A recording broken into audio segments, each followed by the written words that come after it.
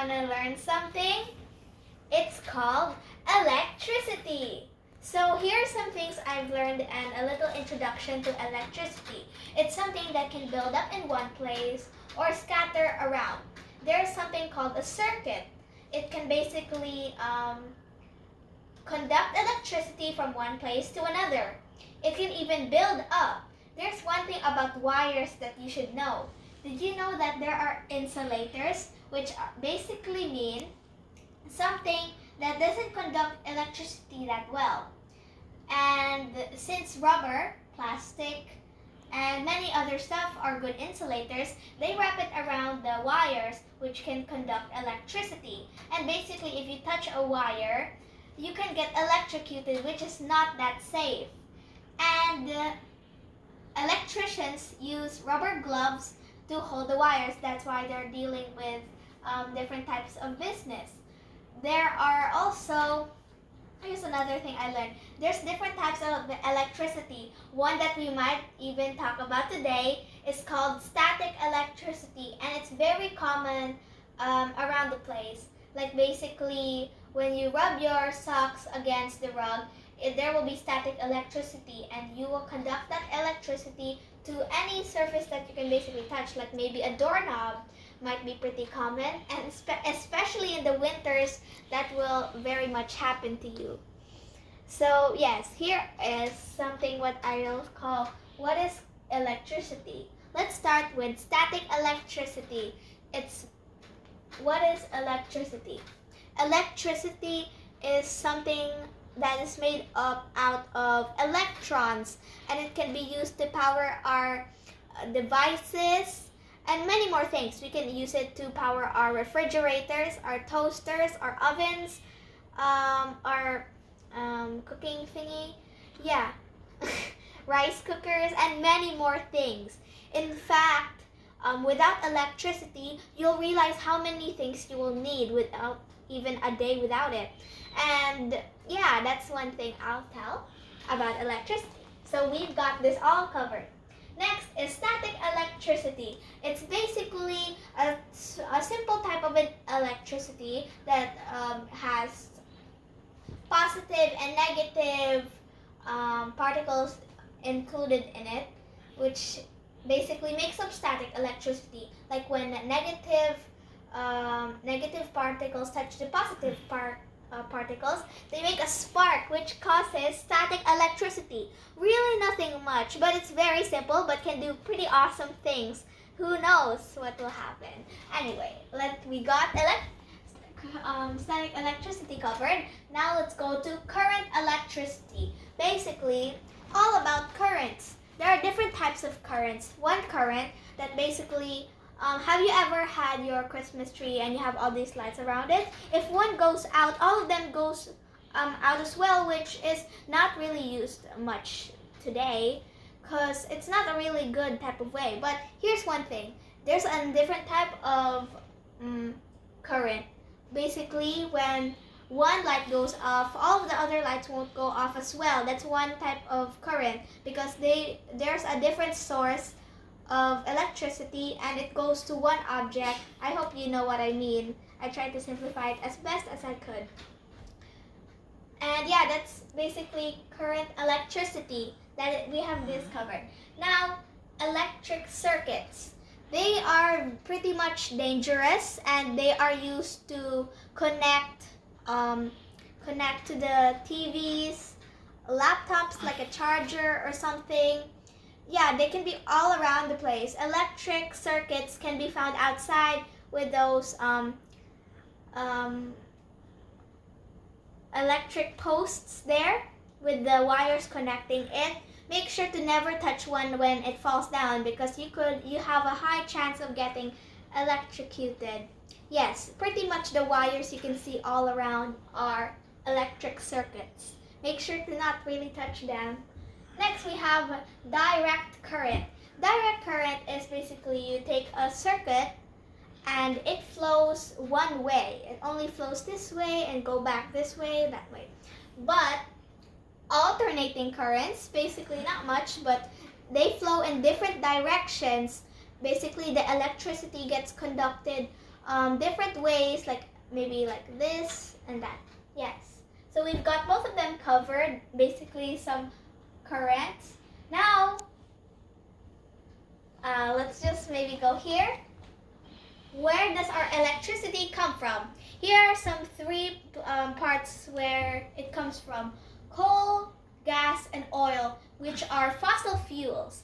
Fossil fuel power plants burn coal or oil to create heat, used to generate steam to drive turbines, which generate electricity. That's pretty much true, and a little thing to tell you is that that's not really a good way to make electricity, since oil is very limited these days, and there are so many fossil fuels that go into the earth, which can probably make the earth not exist in the few years or past, but luckily pretty much not in this century. Anyway, let's move on to hydroelectric power, or water reservoirs. I don't know how to pronounce that, but they are basically like those water thingies that can conduct electricity, which is basically a very good way to make electricity this time, because we're using the natural resources from the environment, which will create no harm to the environment whatsoever, because it's just water and it will move the turbines or something and make electricity or generate it, which is very good. Next, we have nuclear power. It's like, let's just move on. Wind and solar energy. That is very good. Wind energy can be seen throughout, what's these called? What are these called? Windmills, like that. Maybe not really a windmill, but it's basically something that looks like those things. And they are used to create electricity, and they are pretty much found in Europe from what I saw. And they're good for making electricity, and they're good for the environment as well, since they use the natural resources of the earth, basically making the wind a bit more useful than you've thought of. And next we have solar energy, which is very, very common and the most known out of all of them. All of them are pretty much known, but solar is pretty popular around here. Solar energy can be used from the sun, and since the sun literally burns like around the globe very much in some places, it can be used to create a lot of electricity. And since a lot of us in this earth uses a lot of electricity on a daily basis, basically solar energy and all of those that I've just said about can actually help us a lot. So yes, here's my explanation of this. Now, here's a little...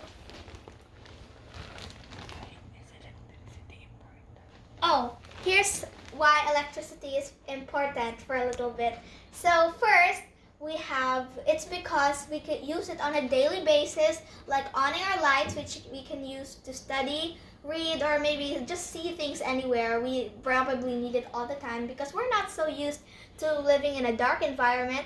But if you're probably an environmentalist, you probably switch off your lights whenever you're not using them, which is pretty good. And another thing that why we use electricity so much is basically for entertainment, or basically anything we can use to go on the internet. And pretty much most of us use the internet on a daily basis. And guess what? We need electricity to power those devices that we can use to browse the internet. Next thing is that we can use the refrigerators, ovens, and obviously you can't start a day without eating. And guess what you need to do before you eat? You need to cook the food, and what you need to use to cook the food is the rice cooker or something else like the stove, yeah, like that. And guess what? We also need to use electricity on those. And basically there's a lot of things we need to use electricity on, just like the air ACs that we can use to cool ourselves, refrigerators where we can store our cold drinks, basically like that. Yeah, that's why electricity is so important. Even a day without it, we'll realize how much we use it a lot. And that's why we need to save electricity, turn off the lights when you're not using them. Like that, just basically just search it out. Anyway. And here's all we've covered. And guess what? It looks like I missed one important thing. The static comb experiment, which basically talks about static electricity. Here, let me demonstrate it to you real quick. First, we take a comb. I'm going to use this one first. So basically, we have our papers right here. And I'll just comb myself. Oh, and then basically you can see the papers here, and we'll take a comb, then brush it on your hair.